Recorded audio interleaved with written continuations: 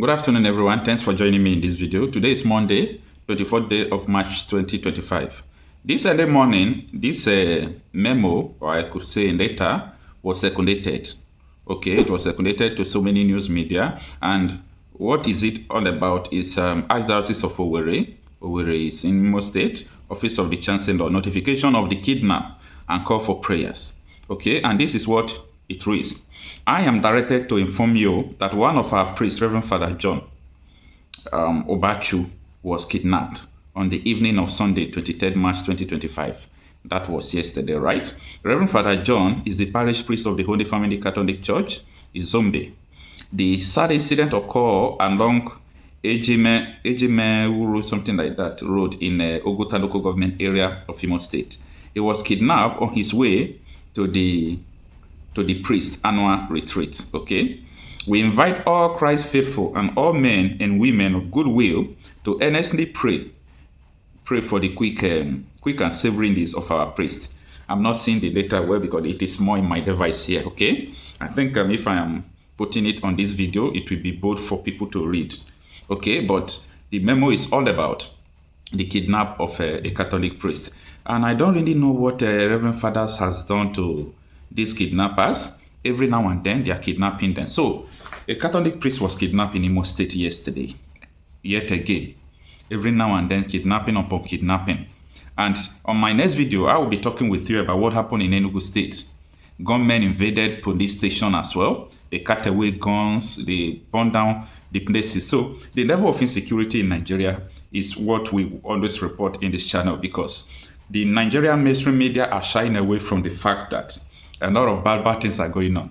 The federal government told them before that they should not report. Tinubu said it, and I quote, "Do not always project bad news on your media so that the international community will not see that Nigeria is bad." That is falsehood. We are living in falsehood. It is important you bring out both the bad news and the good news as a mainstream media. Okay, we bloggers, we choose niche, unlike television station. We choose niche. For example, now someone can come out and say, okay, what I'm doing is to film places that are beautiful in Nigeria. That is the person's niche. As a blogger, he or she will just be doing that. It doesn't concern the person, every other thing that is going on. So some persons will also come out and said, my niche is insecurity. Everything happening about insecurity in Nigeria, that is what I will be doing. So don't blame people, or do not shut them up if they are reporting about insecurity. Stop reporting their videos. Stop reporting their channels, okay? We are not the causes of what is going on. We are only reporting it because people have collected money and they have chosen not to report what is going on. But it's not possible for everybody to keep quiet, okay? Now, the news media like Vanguard, Sarah Reporters, all of them carry the incident that happened in Imo State. Why? Because the Diocese of Owerri, they were able to circulate the memo just like the one I read to you. Now, let us understand what Sarah Reporters published among the media houses that publish it. And it reads that government kidnapped Catholic priests on way to retreat in Imo State. Okay, March 24, 2025. And this is the details. Gunmen have kidnapped a Catholic priest, Reverend Father John Obachu, in Ejimekuru, Oguta local government area of Imo State. The Owerri Catholic Diocese confirmed the adoption in a statement signed by the Chancellor and Secretary Reverend Father Patrick Mbara. According to the statement, Obachu, who serves as a parish priest of the Holy Family Catholic Church, Izombe, was adopted on Sunday while on his way to the annual priest retreat. The incident occurred along Ejimekuru Road in Oguta. The Chancellor urged for prayers for the safe release of Reverend Father John Iba Echu. Well, I think there is nothing wrong calling for the people to pray, okay? Me personally as a Christian, I believe that prayer works, but the work of prayer is limited.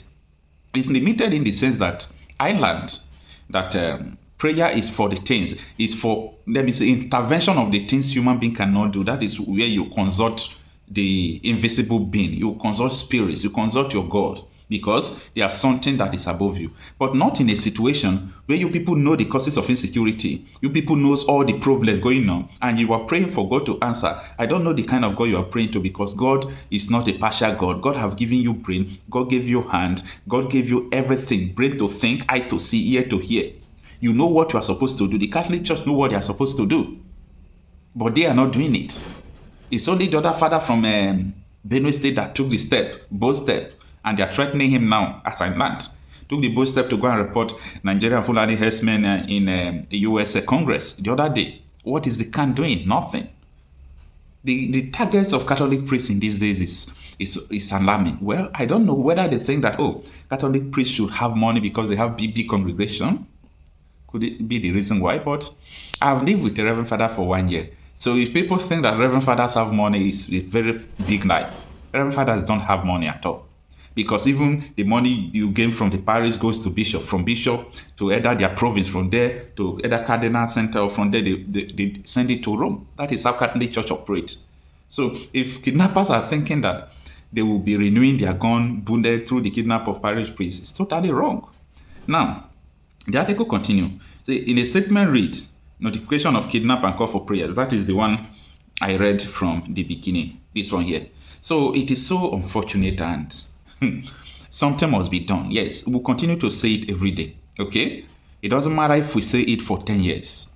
But for posterity's sake, people will remember that, yes, we said this so time, we said this so time. This kidnapping is not going to stop. This is the 4th time I'm asking this question. What is the exit strategy? Because if, for example, now something is going on and on, you see this thing is not good, you move to stop it.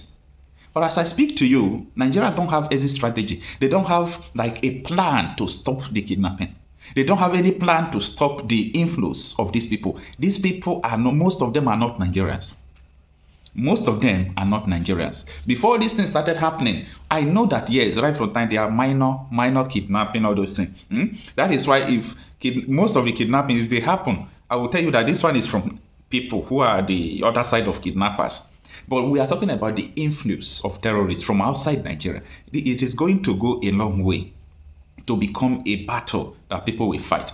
You see all those battles you used to hear before, Ekumeku war, this war. You see, there is a way this life is. Time will come, that kind of battle will continue. It will become every tribe defending themselves.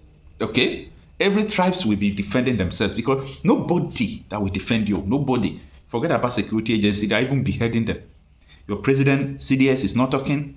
They are beheading soldiers, kidnapping police. So your security agencies are at the mercy of terrorists. So don't you think that it is time for you to defy the rules? You know, sometimes, according to Sowore, sometimes you need to break the rule for you to start going. Apartheid was a rule. It was a law. Apartheid. That the road white people follow, black people will not follow it. It happened in Africa here, in South Africa. It was a law. Okay? They enacted it. Their Supreme Court passed it into law. Okay? So that is why sometimes I tell you that forget about all these Supreme Court shenanigans and man-made law.